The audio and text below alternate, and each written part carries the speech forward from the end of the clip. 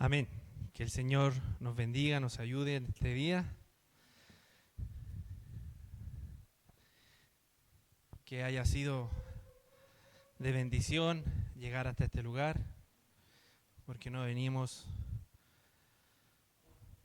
para servir al hombre ni a la mujer, sino que servir a nuestro Dios. Amén. Vamos a buscar la palabra del día de hoy en el Evangelio según San Lucas, capítulo 24. Una palabra que casi todo el mundo conoce o ha escuchado hablar. San Lucas, capítulo 23, versículo 32 en adelante. Vamos a leer unos cuantos versículos.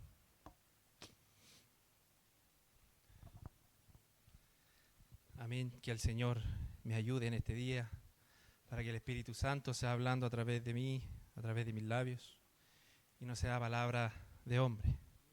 Amén. Y habiéndolo encontrado, nos ponemos de pie y lo leemos en el nombre de nuestro Señor Jesucristo. Amén. Y dice así: llevaban también con él a otros dos, que eran malhechores, para ser muertos. Y cuando llegaron al lugar llamado la calavera, le crucificaron allí y a los malhechores, uno a la derecha y otro a la izquierda. Y Jesús decía: Padre, perdónalos, porque no saben lo que hacen. Y repartieron entre sí sus vestidos echando suertes. Y el pueblo estaba mirando, y aún los gobernantes se burlaban de él, diciendo: a otro salvó, sálvese a sí mismo. Si este es el Cristo, el escogido de Dios.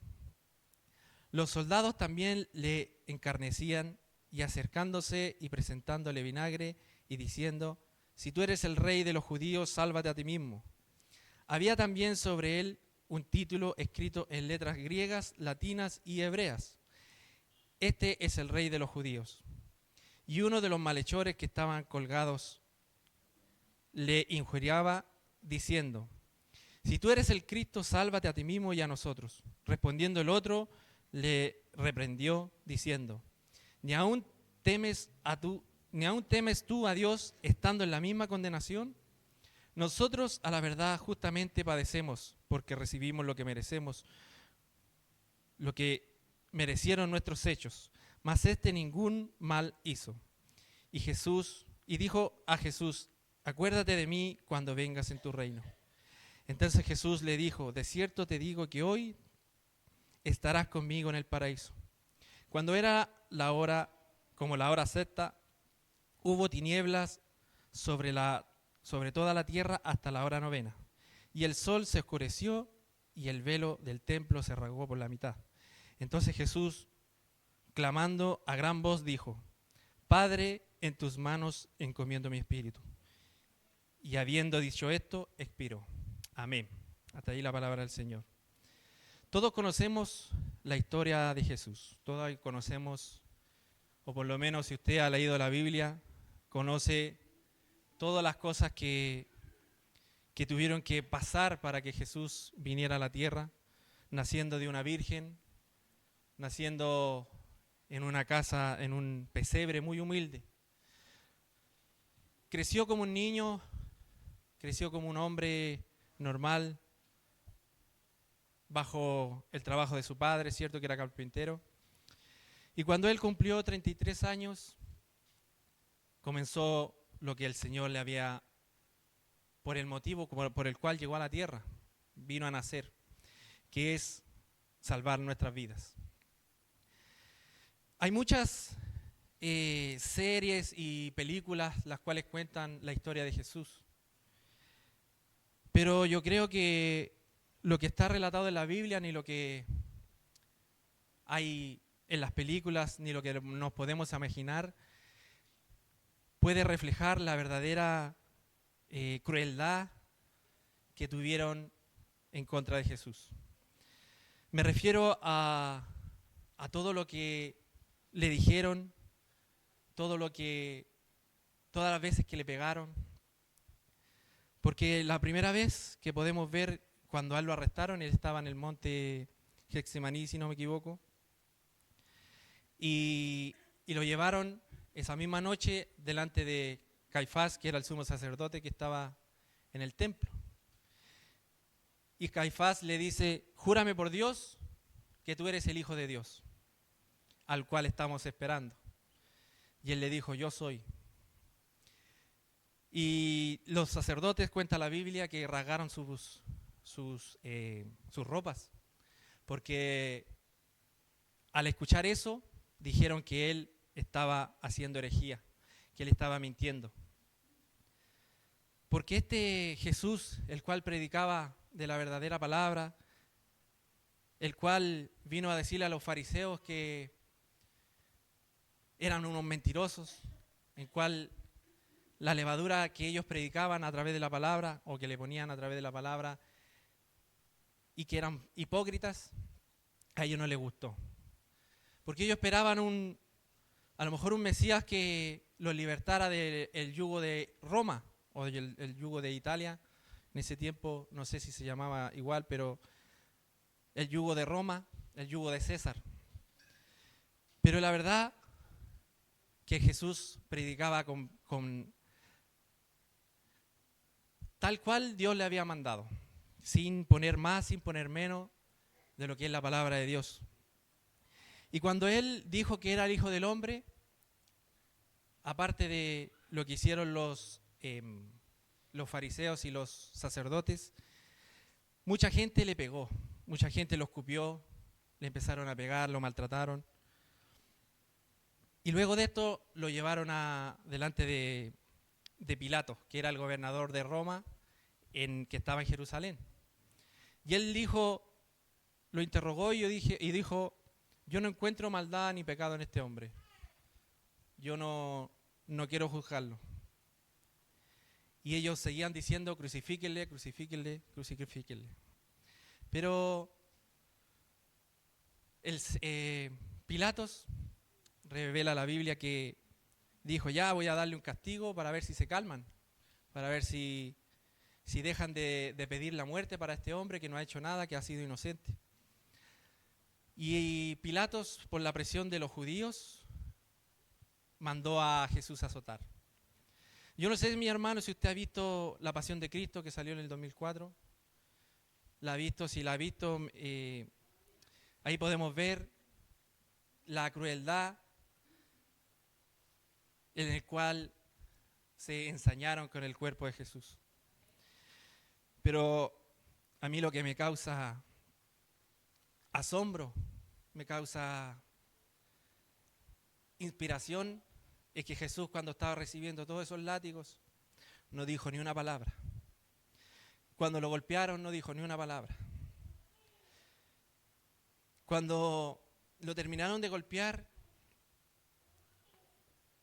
yo creo que ninguno de nosotros pudo haber aguantado lo que él aguantó. Yo creo que al primer latigazo nosotros nos hubiésemos dado por vencido, hubiésemos negado a Dios. Hubiésemos negado nuestra fe muchas veces, o hubiésemos negado todo lo que creemos. Al primer latigazo yo creo que hubiésemos dejado nuestra fe al lado. Pero nuestro Dios, en su infinita misericordia, le daba tanta fuerza a su Hijo, que tuvo que soportar tantas cosas por nosotros, que tuvo que soportar que su carne fuera rasgada, que su reputación fuera manchada. Cuando él lo trajeron nuevamente al pueblo, ya una vez azotado, le dieron a elegir a los judíos si liberaban a él o a Barrabás. Barrabás, cuenta la palabra, que era un asesino a sangre fría. Y en ese tiempo hacían una ceremonia, entre comillas, se puede decir, que liberaban a uno de los que estaban presos. Y entonces el pueblo eligió a Barrabás, el cual lo único que hizo, por lo que cuenta la Biblia, fue matar discriminadamente, fue matar a sangre fría sin importarle nada. Y por otro lado ellos tenían para elegir a nuestro Señor Jesucristo, el cual Él no condenó a nadie. En ese momento se le habían acercado leprosos, se le habían acercado ciegos, se le habían acercado la mujer que tenía fluido de sangre, y muchas personas más que se acercaron a él para ser sanados. Y sabemos que en ese tiempo el pueblo de Israel, los que estaban enfermos, muchas veces eran porque estaban en pecado o cometían un pecado grave. Y a causa de eso ellos tenían enfermedades terminales o que no se podían sanar simplemente con medicina. Cuando también le llevaron a la mujer adúltera para juzgarla delante de él y apedrearla delante de sus ojos, él tampoco la condenó. Él tampoco la juzgó, y en vez de decirle, porque él era el único que tenía la autoridad moral para decir que era una pecadora, pero aún así no lo hizo.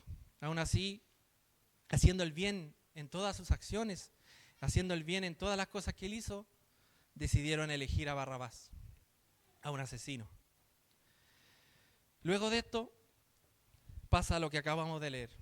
Lo llevaron al monte que se llama Calavera en otros pasajes de la Biblia, en San Juan y en Marcos, en Mateo dice que se llamaba Gólgota, que traducido es Calavera, y lo llevaron ahí. Y en la palabra de Dios, en el versículo 26 del mismo capítulo 23, dice que, y llevándole tomaron a cierto Simón de Cirene, que venía del campo, y le pusieron encima de la cruz para que la llevase tras Jesús. Imagínense, mi hermano, que yo creo que Jesús ni siquiera podía caminar con esa cruz grande que tenía, con el madero, con la madera que llevaba a su hombro. Físicamente estoy hablando. Entonces él tuvieron que acudir a un hombre para que le ayudara a llevar su cruz.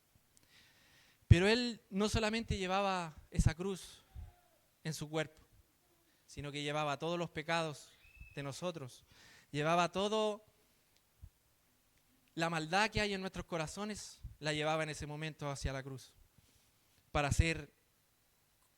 que nuestras almas fueran compradas en ese momento, para que nuestras almas fueran perdonadas por ese sacrificio tan grande que Dios hizo, que Jesús nuestro Dios hizo.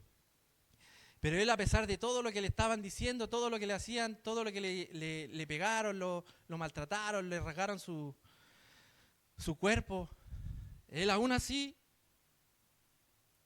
estando con 2 ladrones a los lados, él aún así decía: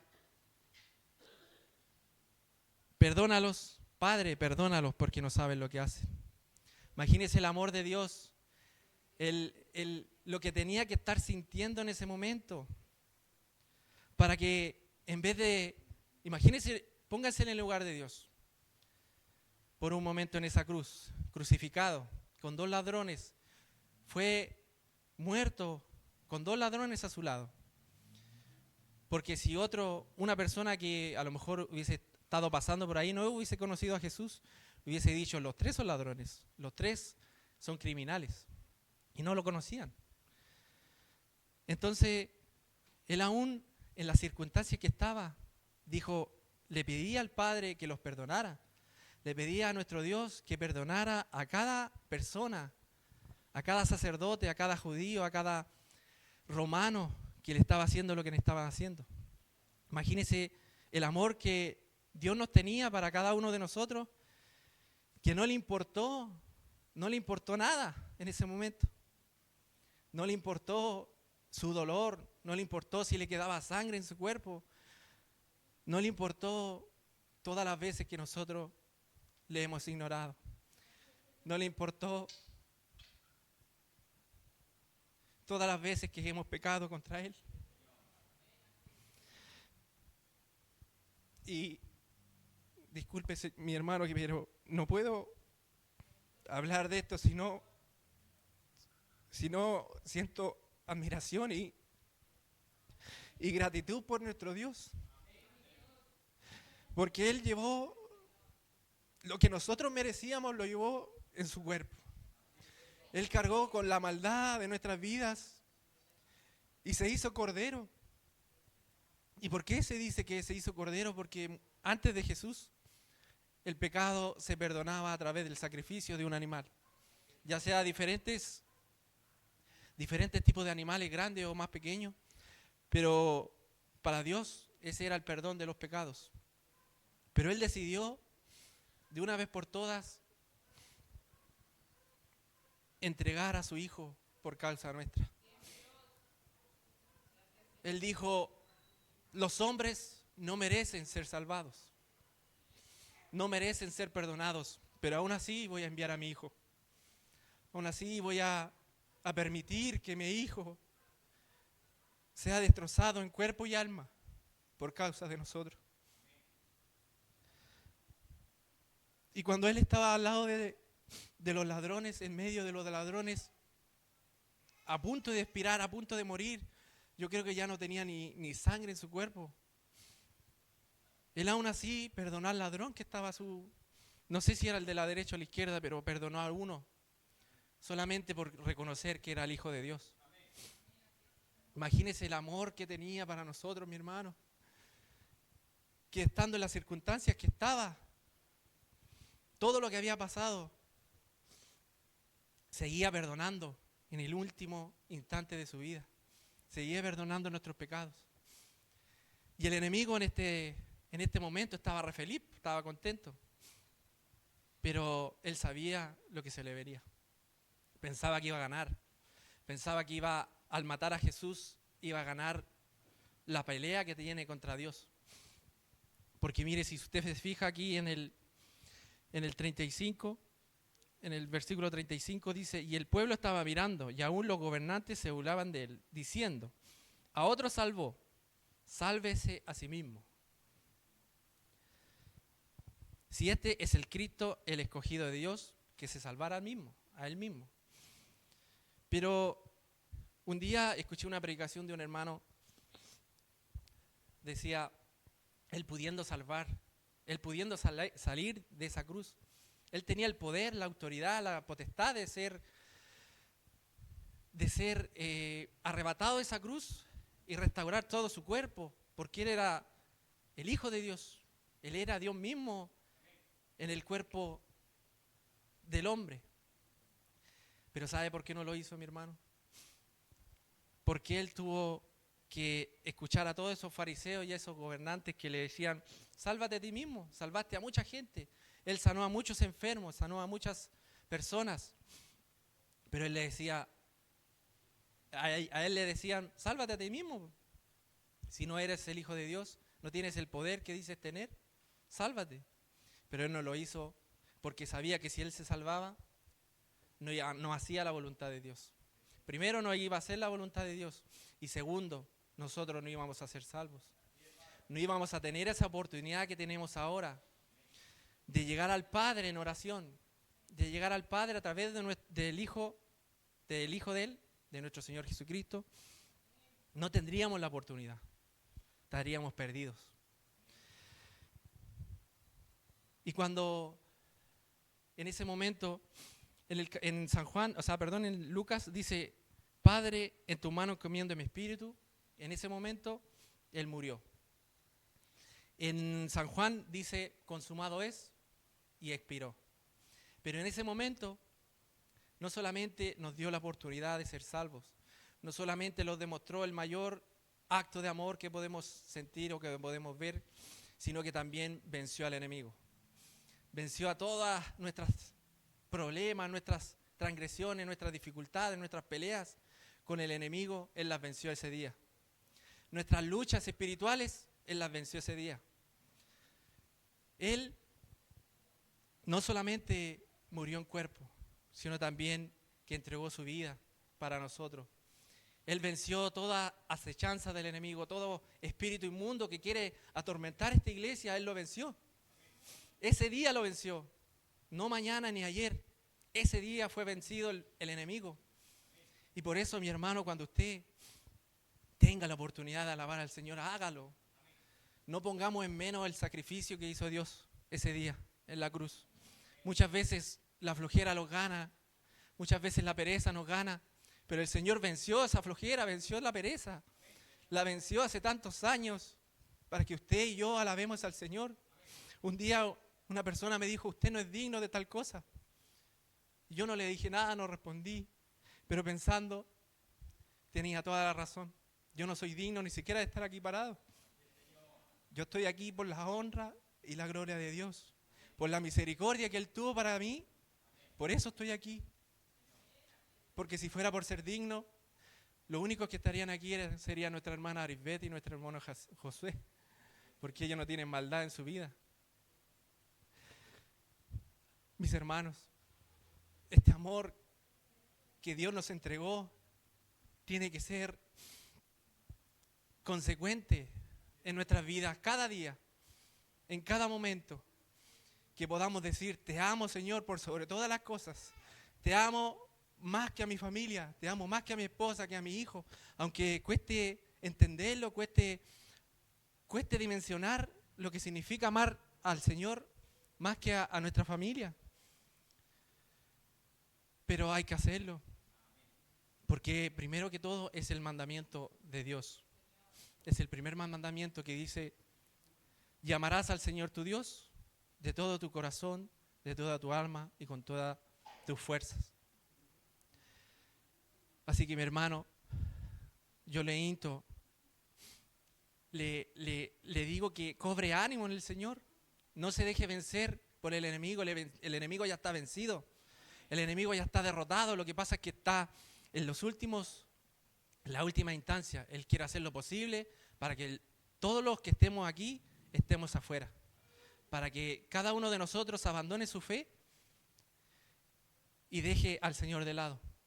Eso es lo que quiere hacer, porque Él sabe lo que viene. Él sabe que no tiene salvación, no tiene perdón de Dios. Él sabe lo que se le viene. Y por lo tanto, está haciendo lo más que puede para hacernos caer.